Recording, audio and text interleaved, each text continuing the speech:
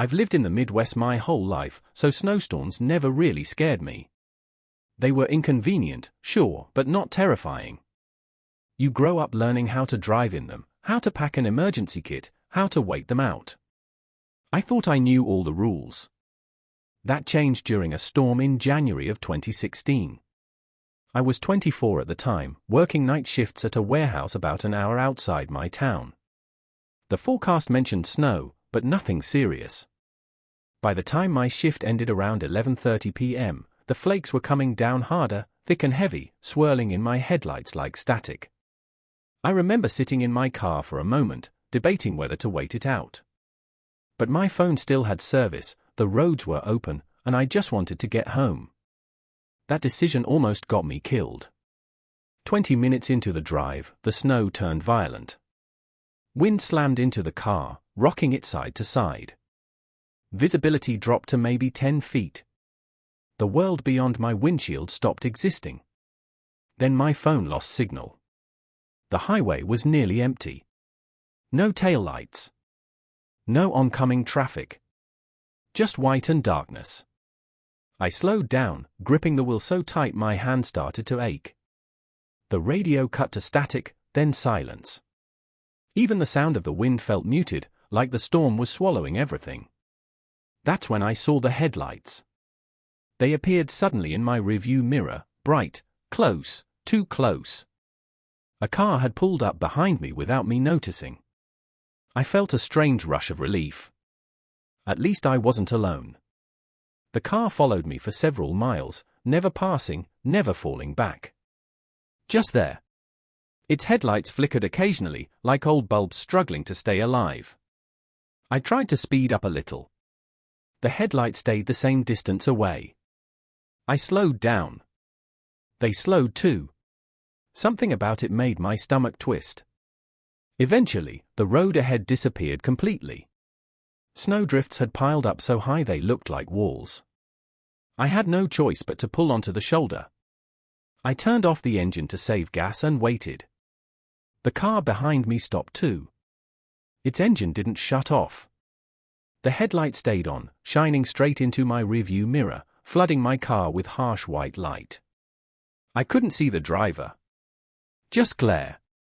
I sat there for a minute, then two. The storm screamed around us. Finally, I grabbed my phone and typed out a message to my brother, even though I had no signal. Habit, I guess. Something to do. That's when the headlights turned off. Instant darkness. I looked back. The car was gone. No taillights fading away. No engine sound. No tracks in the snow where it should have been. Just empty road. I remember whispering, "What the hell?" That's when someone knocked on my window. 3 slow taps. I jumped so hard I hit my head on the roof. I stared at the driver's side window, heart pounding, expecting to see a face. There was nothing there. Another knock, this time on the passenger side. Tap. Tap. Tap. My breath came out in white clouds inside the car. I locked the doors even though they already were. My hand shook so badly I dropped my phone. Then I heard it. Footsteps. Slow crunching steps moving around my car, circling it. Whoever it was didn't rush. They took their time, like they knew I couldn't go anywhere. I cracked the window an inch and shouted, "I've called for help." It was a lie. The footsteps stopped. For a long moment, there was only the storm. Then a voice spoke right outside my window. It sounded wrong. Too flat. Too calm. You shouldn't have stopped. My blood ran cold. I'm stuck, I said. The road's blocked. Silence. Then the voice again, closer this time. You stopped where he waits. I slammed the window shut and started the engine, even though I knew I couldn't drive through the drift. The headlights illuminated the wall of snow ahead of me. Behind me, something scraped against the trunk. Not footsteps. Fingernails. I screamed and hit the horn, the sound muffled by the storm. The scraping moved up the side of the car, slow and deliberate, until it reached my window. A shape pressed against the glass.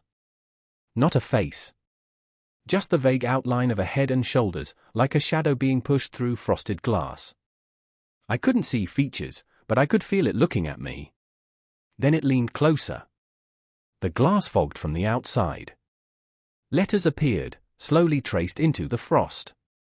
DONTLOOKBEHINDYOU. My heart nearly stopped. Because in the rearview mirror, I saw headlights turn on. The car was back. Right behind me. Too close. And in the reflection of those headlights, I could see something standing between our vehicles. Tall. Bent at the shoulders. Facing me. The thing at my window withdrew instantly, like it had never been there. The headlights behind me flickered wildly, then went out again. The storm suddenly felt louder. Angrier. I sat there sobbing, unable to move, until distant sirens finally cut through the wind. Red and blue lights emerged from the whiteout like something unreal. A state trooper pulled up beside me. When I stumbled out of the car, I asked him if he'd seen the other vehicle. The man who knocked. He frowned. "There's no other car out here," he said. "You're lucky we found you." I looked back at the road. There were no extra tire tracks. No footprints. Just mine. Later, when I was warming up in the patrol car, the trooper asked why I'd stopped where I did. I told him about the drift. His face went pale. "That drift wasn't there when we drove through earlier," he said quietly. "This stretch stays clear." Before I could respond, he added something I still think about every winter. "People stop out here every few years during storms," he said. "Some say they weren't alone. Some of them never make it. I don't drive during snowstorms anymore.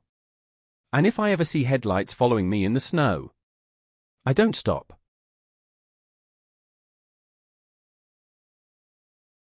I never used to be afraid of snowstorms. Growing up in northern Minnesota, snow was just part of life. Whiteouts, road closures, freezing nights, they were routine. You learn to respect winter, not fear it. That changed after February 2021. I was 27 and working nights as a security contractor for remote utility stations, substations, pumping facilities, relay buildings, places nobody thought about unless something went wrong. During major storms, someone had to physically check the sites when sensors went offline.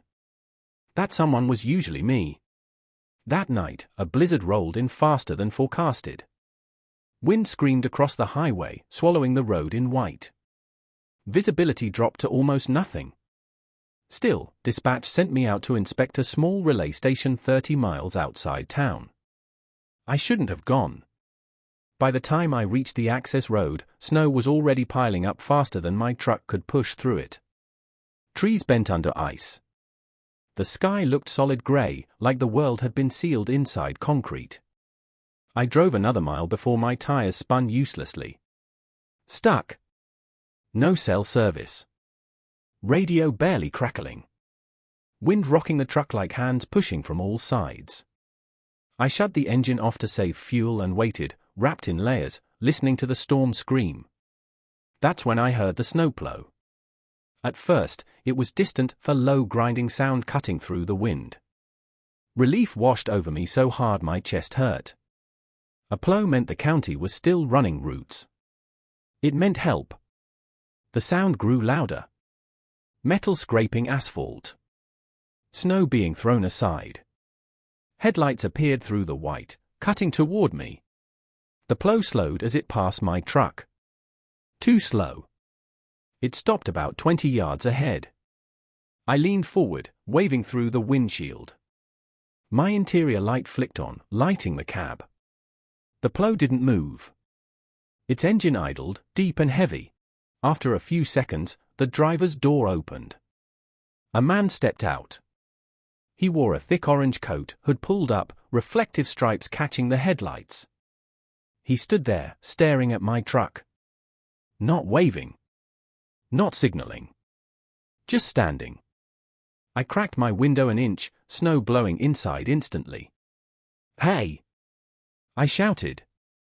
"I'm stuck." He didn't answer.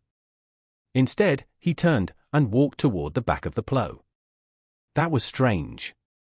Most drivers would check the road, the truck, or walk up to help. He disappeared behind the plow. I waited. The wind howled louder. Then I heard it. Footsteps. Crunching slowly through the snow. Coming toward my truck. I expected him to appear at my window. He didn't. The footsteps stopped directly behind my truck.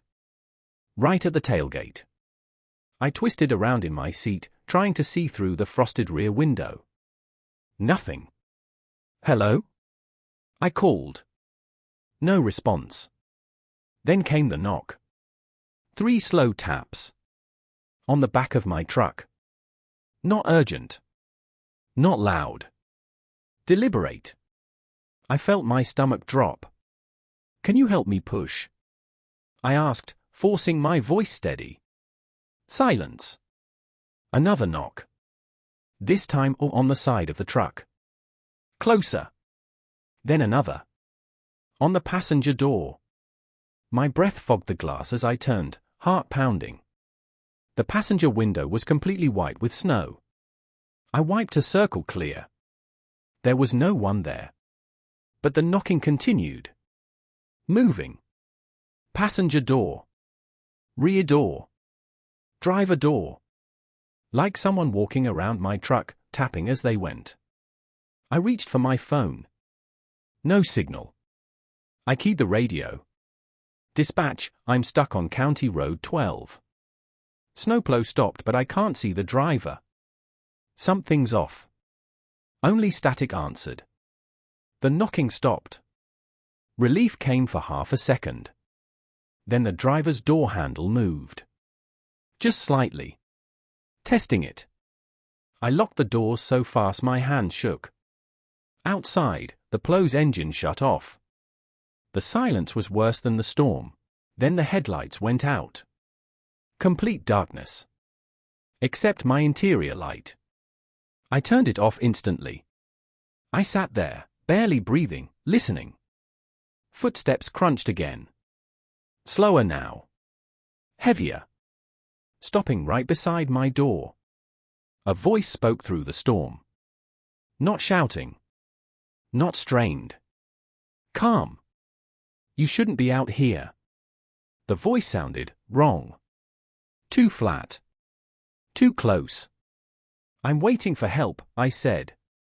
A pause. Then. "So am I." My skin crawled. I peered through the windshield. The snowplow was gone. Not driven away. Gone. No lights. No shape. No engine noise. Just empty road.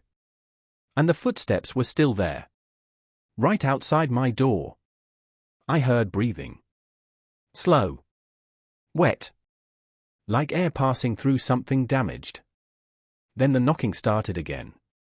Harder. Faster. My truck rocked as something leaned against it. I turned the engine, tires screaming uselessly. The knocking stopped instantly. The breathing vanished. I didn't move. Minutes passed. Maybe hours. Eventually, faint lights appeared down the road, real ones this time. Another plow. This one never stopped. It passed me without slowing. By morning, a tow truck reached me. The driver asked if anyone had come by earlier. I told him about the plow. He went quiet. "No plows ran this route last night," he said. "Storm shut them down at midnight." "What about footprints?" I asked. He looked at the ground. There were none. Just my tire tracks. And something else. 3 shallow dents in the snow beside my driver's door. Perfectly spaced. Like fingertips. I don't work night storms anymore. And when I hear a snowplow in a blizzard, I never assume it's there to help.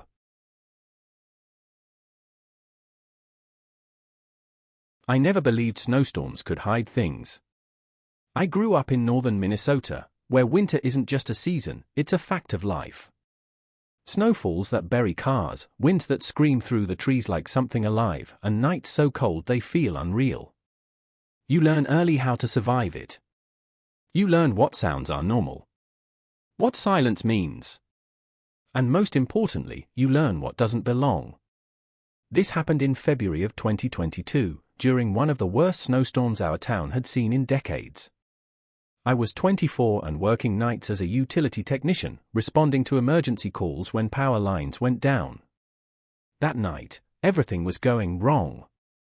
Whiteout conditions. Roads vanishing under fresh snow. Cell service flickering in and out. At around 11:40 p.m., I got a call about a possible downed line on a rural road outside town, the kind that barely shows up on maps. Normally, we'd wait until morning. But the dispatcher said a family had lost heat, and temperatures were already dropping below -20 degrees Fahrenheit. So I went. The drive was miserable. Snow hammered my windshield sideways. The road disappeared more than once, forcing me to follow fence posts and instinct. The radio crackled constantly, full of static and half-formed voices that made my skin crawl. About 10 minutes from the location, my truck headlights caught something strange. A figure. Standing in the middle of the road. I slammed the brakes. The truck slid but stopped just short of hitting them. The person didn't react. They were completely covered in snow, head to toe, like they'd been standing there for a long time. No jacket. No hat. Just layers of snow clinging to a human shape. I rolled down the window just enough to shout. "Hey! Are you okay?" The wind swallowed my voice. The figure didn't move. I stepped out, boots crunching loudly, and walked closer. That's when I realized something was wrong. There were no footprints leading to them. None behind. None ahead. Just untouched snow in every direction, except directly beneath their feet. I stopped a few yards away. "Hello?" The figure slowly raised its head. Snow slid off its face.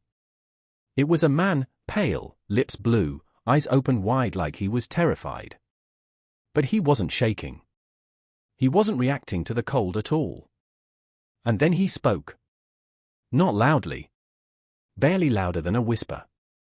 "He's under the snow." My stomach dropped. "What?" I asked. The man's eyes flicked past me, toward the darkness behind my truck. "He's under the snow," he repeated. "And he's been calling." A violent gust of wind roared through the trees, and when I looked back at the man, he was gone. Just gone. No footsteps. No sign he'd ever been there. I stood there for a full minute, heart pounding, before convincing myself I was losing it. Hypothermia, hallucinations. Stress. Exhaustion. I got back in the truck and drove the remaining mile to the reported outage. The house was dark, half buried in snowdrifts. No lights. No smoke from the chimney. The front door was frozen shut, so I circled around back. That's when I heard it. A voice. Muffled. Distant. "Help, please?" It was coming from beneath the snow. I froze. The sound came again, clearer this time. "I'm under here." My head snapped toward a massive drift piled against the side of the house, nearly 6 feet tall. "No," I whispered. I grabbed my flashlight and aimed it at the drift. The beam illuminated something unnatural. A depression. Like the snow was sinking inward. Then the surface shifted. And a hand pressed up from beneath. I stumbled backward, nearly dropping the light. The voice changed. It sounded closer. Warmer. Wrong. "Don't leave me or it's cold." The snow began to move. Not collapsing, crawling. I backed away slowly, heart hammering, breath fogging inside my mask. And then the voice said my name. Perfectly. Clearly. "I know you hear me." I ran. I didn't look back. I didn't finish the call. I drove straight to the nearest ranger station, shaking so badly I could barely speak. I told them everything. The figure. The voice. The snow. They organized a search team the next morning. They found the house. They found the down power line. They found one body, a homeowner who had gone missing 2 days earlier, buried under a drift near the back of the house. Cause of death, exposure. But here's what still keeps me awake. They also found something else. Multiple impressions in the snow around the property. Not footprints. Not animal tracks. Indentations. Like something had been standing beneath the snow, moving, listening. The official report said the voices were wind tunnels forming under drifts. I don't believe that. Because for weeks afterward, during heavy snowfalls, my radio would crackle. And through the static, I'd hear it. Soft. Patient. Calling my name. From under the snow. I quit that job. I moved south. But every winter, when the snow piles high and the world goes quiet, I still listen carefully. Because I know now. Sometimes the snow doesn't just bury things. Sometimes it hides them.